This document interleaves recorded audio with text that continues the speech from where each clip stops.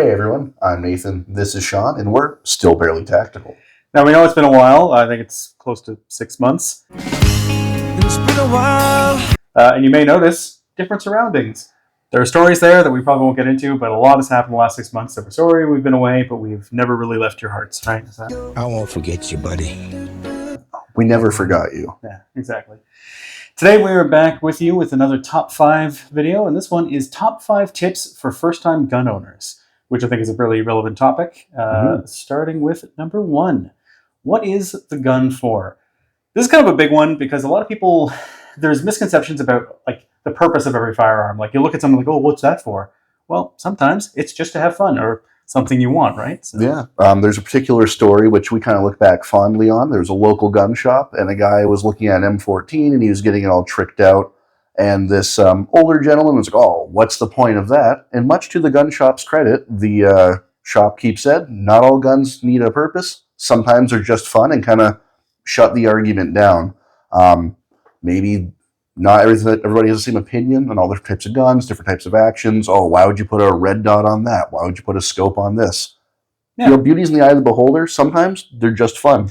Well, and even then, sometimes they'll have multi-purposes. I mean, you might have a shotgun that's good for hunting. It could be good for other purposes of, maybe defense of some sort. Or, yeah, like, again, it's up to you. You don't really have to explain yourself as to what any particular firearm is for. Don't explain what you're doing or why you're doing it. Just do it. If it's just something you want. I mean, I have a Lever Action 22. What does it do? It plinks. It's fun. That's the service that it serves, so... Yeah, like, so buying a gun, you have to have a clear intention. What's it for? And even if that intention is not clear to other people, just have a reason. And if it's, hey, I ruined my credit card and they haven't defaulted my mortgage yet, and I want to buy a gun, well, then that's your reason. You just want to spend some cash. Be a degenerate like the rest of us, Sure, I'll just put it on my credit card. I'm never going to pay it back anyway. Because I have $30,000 in credit card debt. Yeah. Which brings us to our second point, which is, what is your budget? Now, this is important because, especially if it's something, like if it is a hunting firearm or something, you're like, oh, what's my budget? Well, I got $5 and like a coupon. Well, if it's something you want to rely on, obviously there are caveats to that. I mean, I'm not saying that every super expensive gun is worth the price, but at the same time, if you're paying, like $10 for a, gun and a pack of bubble gum, then it might not be what you're looking for. And having a budget in mind is important, A, so you don't overspend. But B, it really dictates kind of what your options are. Let's say generic Canadian person named Sean wants a tactical gun. Okay, brilliant. There's all sorts of wonderful tactical rifles out there. But what's your budget? Because it's kind of hard to shop if you don't even know how much you have to spend. Because you can spend, the sky's the limit. You'll get a cool, custom everything, Macmillan, IBI barrel, like, super deluxe $10,000 rifle. But that might not be what's realistic for what your wallet says. I'm broke. Yeah. So you don't know what you're looking for until you know how much you have to spend. The other thing that comes with this too is that, are you buying new or are you buying used? There are lots of good options on the used market. I mean, there's a lot of forums and places you can go to find used firearms. You can go to shops where there's trade-ins, things like that. And I mean, when you get into that, of course, it's the same thing with like buying a used car. Not all used cars and guns are made the same way, or, not every, we'll say, rifle or shotgun is handled with as much love as they may deserve. So that's something to consider. The other thing is just having realistic expectations as to what you're expecting here. Like, again, if you're spending, $1,000 on something, which is, funny enough, still kind of an entry level. Yeah, it's still an entry node. Node.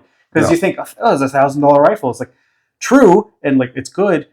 But that's still not like in the that's like the top competitor, Yeah, they make factory guns that are $3,000, $5,000, $10,000, $15,000. Exactly. So having expectations that correlate with A, what your intent is, and B, your budget. Okay, if I'm buying a $500 scoped Savage Axis combo and putting $25, or I guess nowadays $38, cheapo plinking ammo out of it, is it a realistic expectation that it's a quarter MOA gun?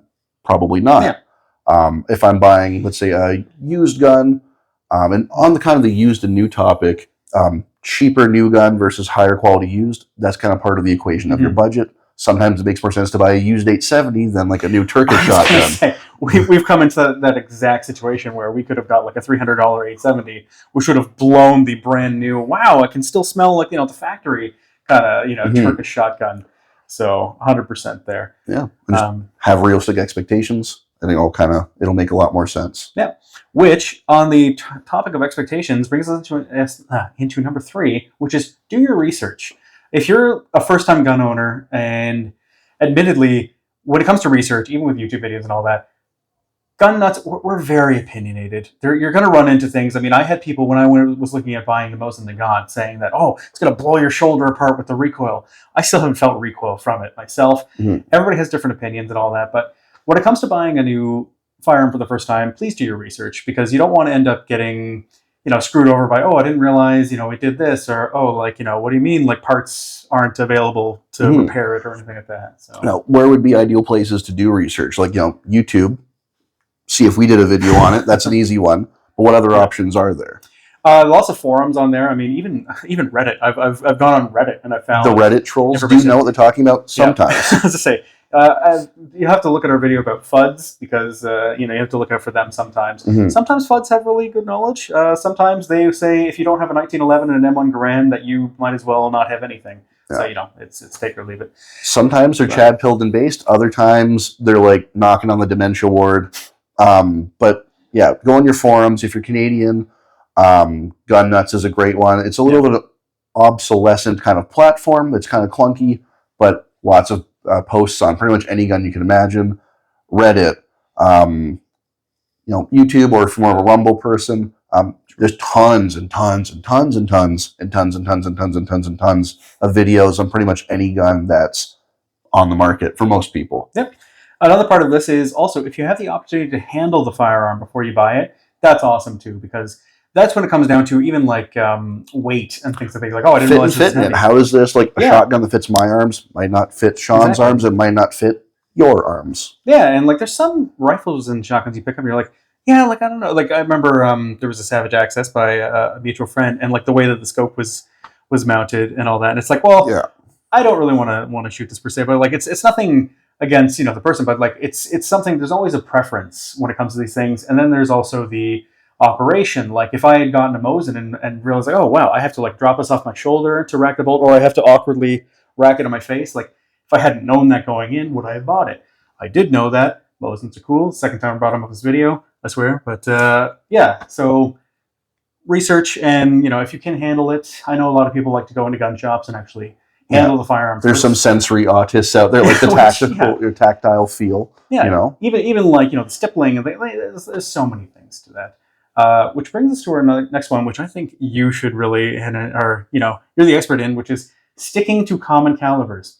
Why am I pointing you out on this one? I know what kind of man you are.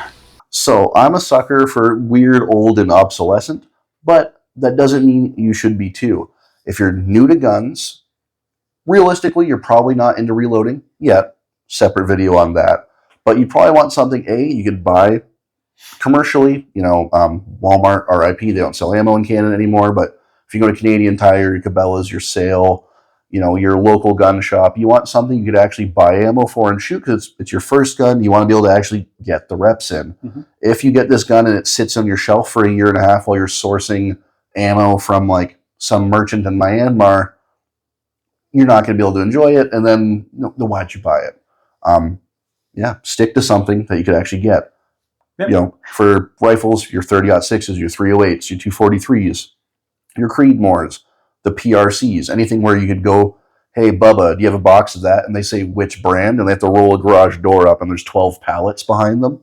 Those are the calibers you want to stick with for your first gun. For your second one, get a little weird with it. You have my permission. I won't tell your dad. Just make sure that you can actually get ammo for it. But even on the research side of it, too, if you pick up a rifle and you want to sight it in, you're like, man, I wonder what 270 does at this range, or what I should be doing, or how I should be. Everybody owns a 270. Like there's somebody who's written, I tried at 300 yards with this scope and did this. So there's a lot of guides you can follow. There's a lot of information. There's apps even that you can punch all the stats into. But if you're trying to say, like the 216 by 54, Wellen something, I'm like, I don't even know what that is. It's probably not going to be in those apps. It's probably not going to be in the forum, except for that one guy who's 85 years old and reloads himself. Or that one Giga Chad on that 9-year-old Reddit thread that solved your problem 10 years ago, but has disappeared since. So don't rely on him. He's not always there. No, he's gone. so yeah, common calibers. Also, I mean, it helps that you could just go to a Canadian Tire and, pick up a box of something that, you're going to shoot. I'm not saying you have to do just like the regular, because some people have the thing, they're like, oh, 308, that's boring. It's like, well, it's boring because it's common and It works. And like, Yeah, So- it's prolific, it's affordable, yeah. it's efficient. So don't listen to the Yeah. trolls and the naysayers. Number 5, which is just shop around and be patient. Now there's a caveat to this. Basically it's saying, oh wow, this place has this gun that I want it right now. Are there any left? There may be one. Sometimes, in certain situations, yes, like firearms will be in stock 1 second and gone the next. But if it's something that's kind of common, like if you are looking for a beginner rifle, take your time, do your research. Not all gun sites or sellers are equal. There'll be sales, there'll be price drops, things like that. Yeah. Don't just jump in head first and end up paying like $1,200 for an SKS or something like that. That's like, who the hell is selling it for that much? Like a perfect example, you're all hot, you're all horny. You have the idea of I want to buy this type of gun and this budget. You've narrowed it down to a model, and you walk into a shop, and of course they have it right there in the display box. Cool. Look at it, feel it, talk to the guy, ask questions. Go home, punch that in to the old Google machine. Oh look, 11 other stores in my area have it, and this one had it for $79 cheaper. Or oh, actually, that shop where I really like the staff there, where they're really useful, they might have it. Or heck, it's available online, free shipping. Or Black Friday's coming up. Maybe there's a 10% off coming around the corner. You don't have to jump on it now, unless it's, surplus guns are a different thing. They come, they go. Limited releases, they come, they go. But if it's a regular, and we'll put regular in quotations, gun, you don't have to jump on it just because it's at the display in the store you happen to be standing at that particular moment. Yep, because these are products that the companies sell. So they all Mass-produced products. They have MSRPs, so kind of finding what the general price is. But at the same time, if there is like a mom and pop shop that you really want to support, or your local gun store, 100%. Like for me, I'm the kind of person, I wouldn't mind spending $15, $20 more on something that was like locally bought and supporting like a community that I'm part of course. But at the same time, if there's something that's like $70 off online, you bet your ass I'm going to order that. So yeah, take your time. That kind of comes in with the giving you time to research, the common caliber, all that kind of stuff. Ask around, and again, when you go to places like that, ask questions. Like they're there to I mean, you don't end up working at a gun store if you don't like firearms, so they're always there to help you too. Mm-hmm.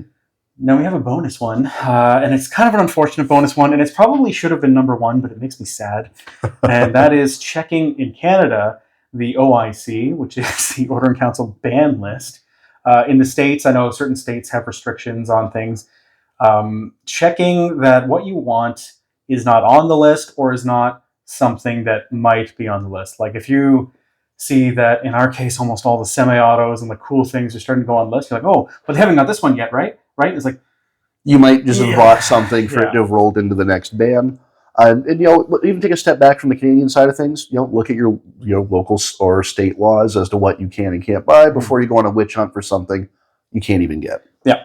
Which actually, something I just thought up on the spot. I don't know why we didn't think this. Where are you going to shoot the damn thing? Some places have bylaws. Like where I grew up, I could actually fire shotguns and rifles because there was no bylaws against that. But if I went 5 minutes down the road, I couldn't even do that, right? So knowing that, if you find a shooting spot, keep it to yourself.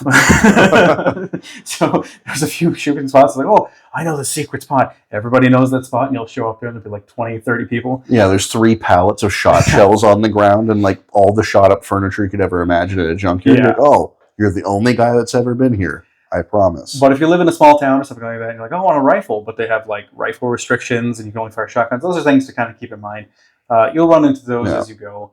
Again, the community is a wealth of knowledge. I mean, there are people who've been, doing this for a lot longer than us. And so if you're going to get into this community, it's a good community to get into. Watch the trolls. There's a lot of them, sadly. With every community, there's people. I mean, we've been told, we went to a place to buy ammunition, and I was getting $270. And the guy was like, I don't like 30-06 or any of its derivatives. They suck. I don't like them. And it's like, well, if that's all I'd ever heard about them, maybe that would have changed my opinion. I think that guy's wrong, and I still bought a box of $270 that day. So that's a wide breadth of calibers to have dismissed to say, anything .6 based. You were there, and Yeah. he said, he said any derivatives or something Yeah. like that. It's like, So like hundreds and hundreds of like, Yeah, that's okay, dog. like saying, oh man, I wouldn't drive a 6-cylinder. That's a lot of vehicles you would Yeah. not drive because of that one no. Yeah. All right. Yeah, I don't like 12 gauge, but I'll fire 10. Explain that. Like, Yeah. why? So yeah, that's pretty simple. If you guys have any questions, feel free to reach out on our videos. We're happy to answer questions. We're just two random guys who love firearms in Canada, but we're happy to help. Sorry we've been away for a while, but we're hoping to get more videos out in the summer. But until next time, keep your sights fixed on Barely Tactical, and we'll see you then.